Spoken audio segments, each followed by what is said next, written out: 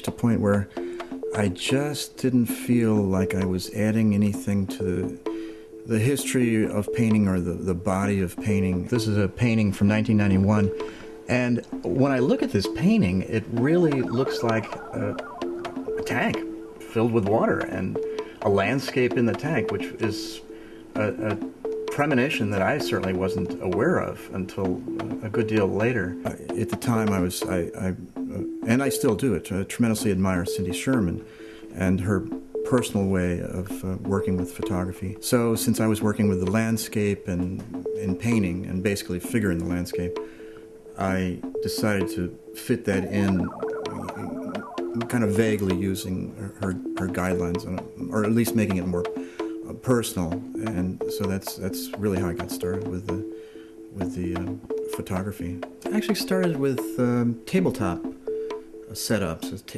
table and a landscape, but I couldn't get anything. I couldn't get any atmosphere, and everything looked like Mars, which was satisfying to a certain extent. But then you get to a point where you want to do a little more, get some sky in there.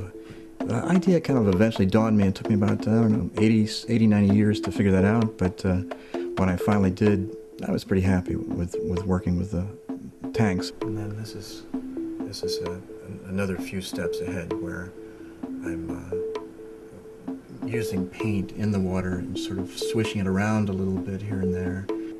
This was a volcano I constructed in the tank.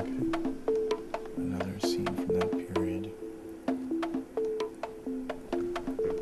I think I'm trying to make a landscape that's mesmerizing, where you're almost frozen in your tracks, and you have to look and you cannot move. You have to see. I did this piece about 5 months before the World Trade Center, and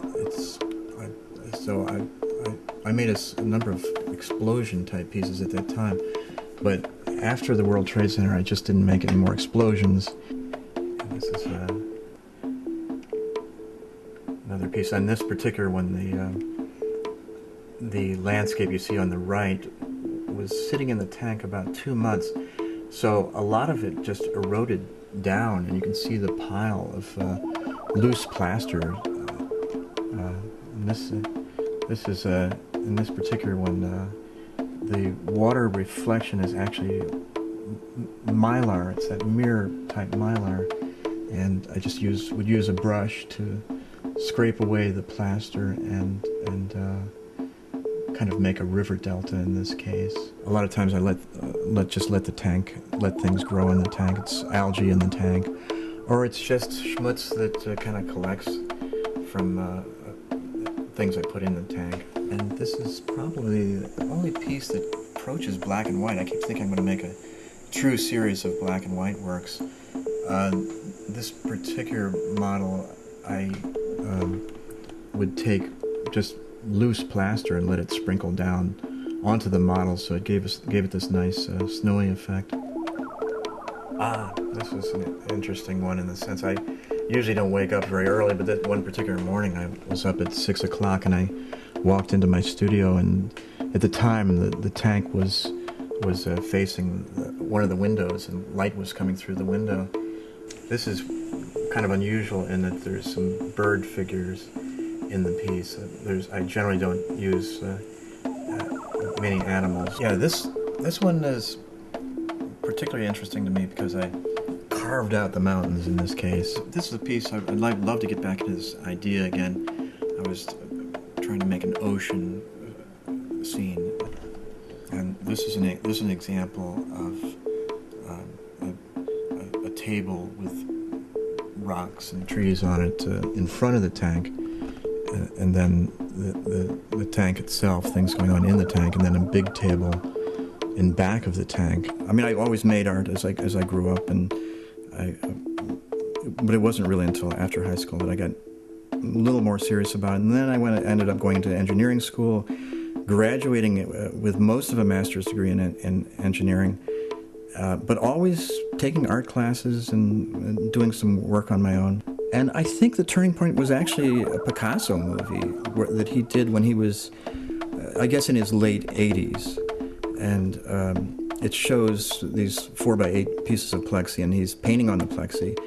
And so you can see through the plexi as he's painting, and you see an incredibly happy guy. And I'm like, wow, I want to feel that way when I'm that age. And here, this is my favorite piece of the Eroded Man series of images I did this summer. And the clouds just happen to go where they please. It's kind of, most of it's relatively accidental. I have a certain amount of control of the paint I put in the water, but in the end, one comes out very different from the next one.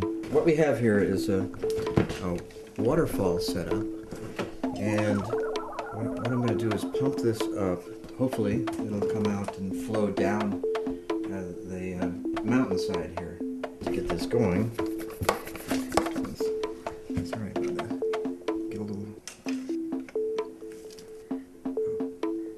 like Niagara Falls, perhaps.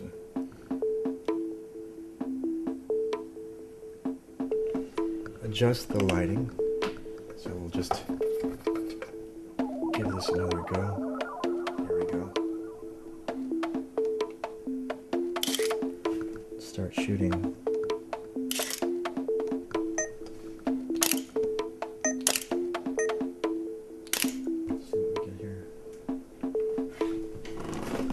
And this is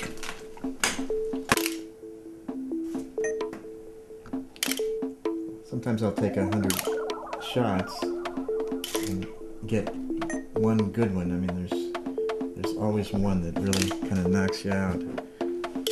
Maybe stir up the bottom a little, see if get a little more action. Kind of rearrange the mountainside here.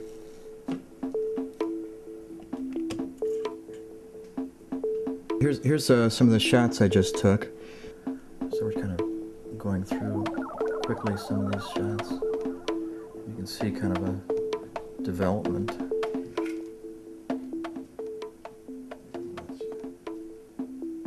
This is so much better than film because you don't have to keep thinking about f-stop and time and that sort of thing. It actually takes a pretty good picture without really thinking about it. It gives me a lot more time to concentrate on what I'm really trying to accomplish in the shot.